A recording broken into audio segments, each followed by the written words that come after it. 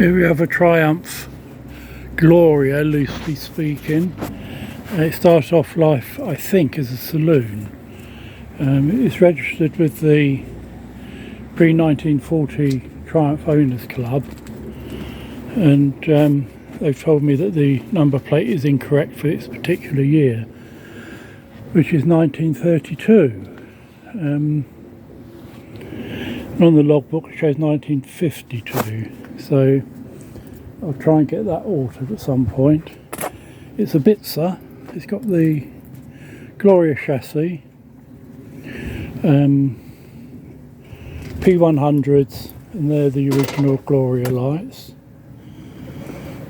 6-cylinder 2.5 Triumph engine, very smoky, needs new rings at least. I had a radiator made up and got the pressure cap upside down, which I don't touch, and I fill through the bed knob.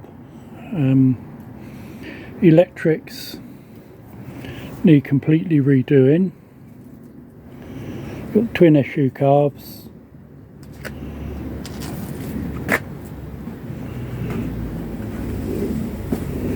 Somebody put this body on in 1952, made it and put it on. It's got these peculiar looking running boards, but they're okay.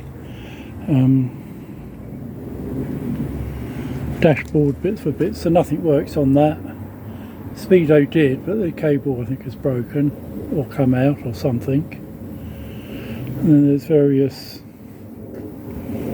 things for indicators and whatever.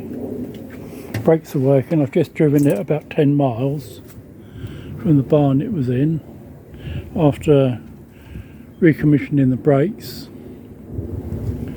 getting the engine running.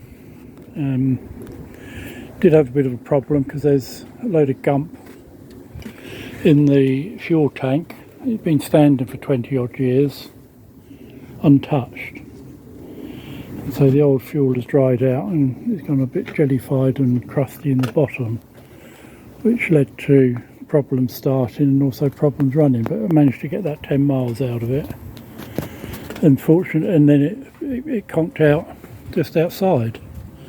So I'm going to take the tank off, clean that out, clean the fuel system through,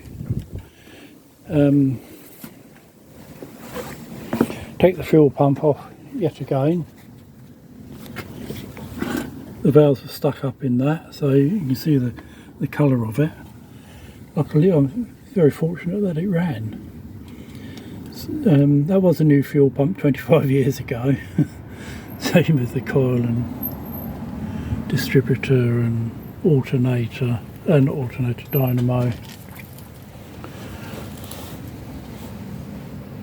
I did use it quite a bit at one time, but then it went into storage due to circumstances.